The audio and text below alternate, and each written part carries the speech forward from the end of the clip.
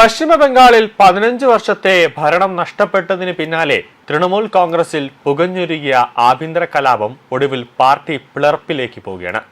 മമതാ ബാനർജിയുടെ നേതൃത്വത്തെ വെല്ലുവിളിച്ച് പാർട്ടിയിലെ വിമത എംപിമാർ ഇന്ന് ഡൽഹിയിൽ നിർണായകമായ ഒരു യോഗം ചേർന്നുകൊണ്ടിരിക്കുകയാണ്.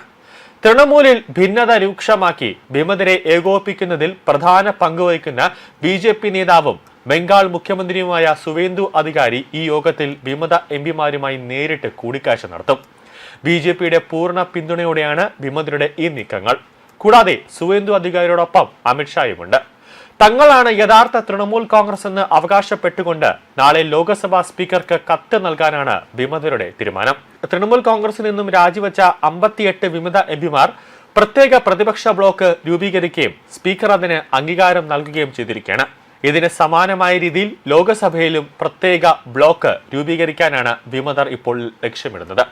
മമതാ ബാനർജിയുടെ അനന്തരവനും പാർട്ടിയുടെ നാഷണൽ ജനറൽ സെക്രട്ടറിയുമായ അഭിഷേക് ബാനർജിയിലേക്ക് പാർട്ടിയുടെ പൂർണ്ണ അധികാരം കേന്ദ്രീകരിക്കുന്നതിനുള്ള കടുത്ത അമർഷമാണ് തൃണമൂലിനെ പിളർപ്പിന്റെ വക്കിലേക്ക് എത്തിച്ചത്. പാർട്ടിയിലുണ്ടായ കടുത്ത പ്രതിസന്ധികൾക്ക് പിന്നാലെ നേതൃത്വവുമായി അകലുകയും സംഘടന വിട്ടുപോവുകയും ചെയ്ത വിമത നേതാക്കളെ പൂർണ്ണമായും ഒഴിവാക്കിക്കൊണ്ട് മമതാ ബാനർജിയുടെ നേതൃത്വത്തിൽ തൃണമൂൽ കോൺഗ്രസ് പുനഃസംഘടിച്ചു.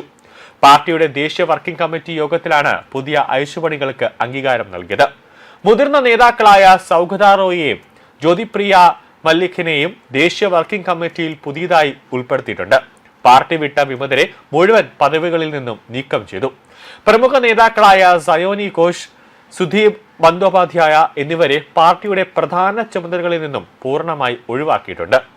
മഹുവ മൊത്ര, വിമൻ ബാനർജി തുടങ്ങിയ TMCയുടെ പ്രമുഖ നേതാക്കൾ സൂം വഴി വെർച്വലായി ഈ നിർണായക യോഗത്തിൽ പങ്കെടുക്കുകയാണ്. നിലവിൽ കടുത്ത പിളർപ്പിലേക്കാണ് കാര്യങ്ങൾ എത്തി നിൽക്കുന്നു. എന്നാൽ രാജിവെക്കുന്നതിൽ തൃണമൂലിൽ ഇന്നും ഒരു കുറവുമില്ല എന്നതാണ് യാഥാർത്ഥ്യം. പാർട്ടിയുടെ ലോക്സഭാ നേതാവും മുതിർന്ന MPയുമായ സുധീപ് ബന്ദോപാധ്യായ കേന്ദ്ര ആഭ്യന്തരമന്ത്രി അമിത്ഷായുമായി ഇന്നലെ ഡൽഹിയിൽ വെച്ചൊരു കൂടിക്കാഴ്ച നടത്തിയിരുന്നു.